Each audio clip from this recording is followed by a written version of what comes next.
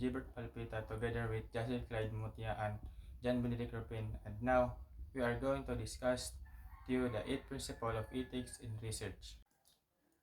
First, let's discuss what is research ethics. Ethics are the set of rules that govern our expectation of our own others' behavior. Research ethics are the set of ethical guidelines that guide us on how scientific research should be conducted and disseminated. Research ethics govern the standard of conduct for scientific researcher. It is a guideline for responsible conducting the research.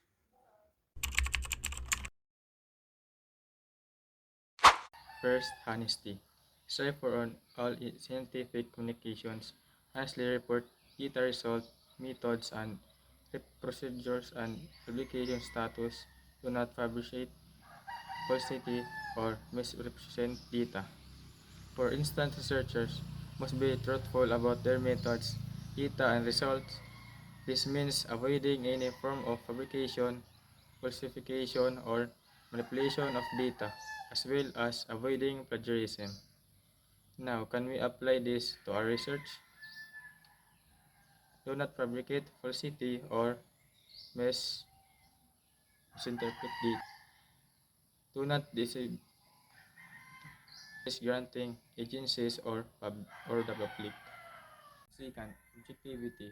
Researchers must strive to remain impartial and unbiased in their approach to the research, avoiding any action that might com- compromise the validity of their result. This means not cherry-picking data or the manipulating statistics to support and preconvince the conclusion. An example of objectivity in research is adjusting the hypothesis proven to be incorrect. The adjustment in based on the collected data. How do you show objectivity in research?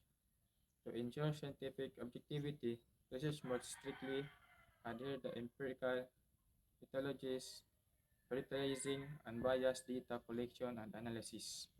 Blowing control groups and blinding mechanism is essential to reduce objective influence.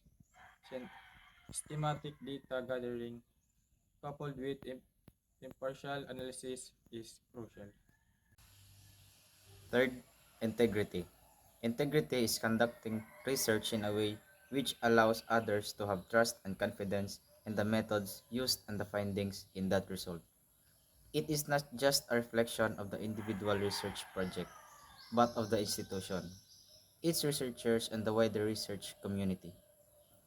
Example of research integrity: honesty in all aspects of research, including presentation of research goals, intentions and findings, reporting on research methods and procedures, gathering data, using and acknowledging the work of other researchers. How will you apply research integrity? Research integrity includes the use of honest and verifiable methods in proposing, performing, and evaluating research. Reporting research results with particular attention to adherence to rules, regulations, guidelines, and following commonly accepted professional codes or norms. Fourth, carefulness. Example of uncarefulness is maintaining confidentiality. Ensuring the volunteers' confidentiality and anonymity is an important ethical research practice. Researchers must safeguard the privacy of volunteers and ensure that their personal details are not disclosed without their consent. How can we apply carefulness in research? Avoid careless errors and negligence. Carefully and critically examine your own work and the work of your peers. Keep good records of research activities such as data collections, research design, and correspondence with the agencies or journals. Fifth, openness. Openness refers to the principle of freedom of access by all interested persons to the underlying data, to the processes, and to the final result of research. An example of an openness is the practice of open notebook science. It's about putting the personal laboratory notebook of a researcher online, accompanied by all raw materials, unprocessed data, and any additional materials as this information is generated. How can we apply openness?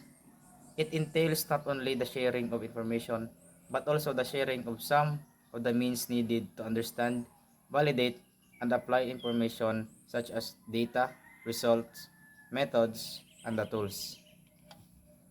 Sixth, intellectual property. Intellectual property or IP is a set of intangible rights attached to many products including materials, writings, technologies, processes, or programs and may be protected under patent, trademark, and copyright laws and sometimes by contract. What is an example of respect for intellectual property?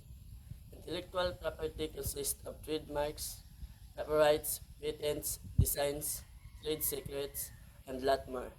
So you should always respect others' IPs by nothing copying, producing, stealing, using without taking proper consent from the owners. Always give proper credits while taking some portions from other works. How can we apply respect for intellectual property? Honor parents, copyrights, and other forms of intellectual property. Do not use unpublished data, methods, or results without permission. Give credit where credit is due. Never plagiarize. 7. Trustworthiness. A rigor of a study refers to the degree of confidence in data, interpretation, and methods used to ensure the quality of a study. Example of trustworthiness: be honest, do not lie, cheat, or steal. How can we apply trustworthiness? Researchers are required to articulate evidence of four primary criteria to ensure the trustworthiness of the study findings: credibility, transferability, dependability, and confirmability. 8. And lastly, the legal and social responsibility. The topic of social responsibility examines the relationship of researchers to the common good, to the larger society in which researchers is funded, conducted, and applied. How can we apply social responsibility? Through rigorous study design, accurate data collection, secure backup data storage, accurate and comprehensive data analysis and reporting, and responsible and fair allocation of credit.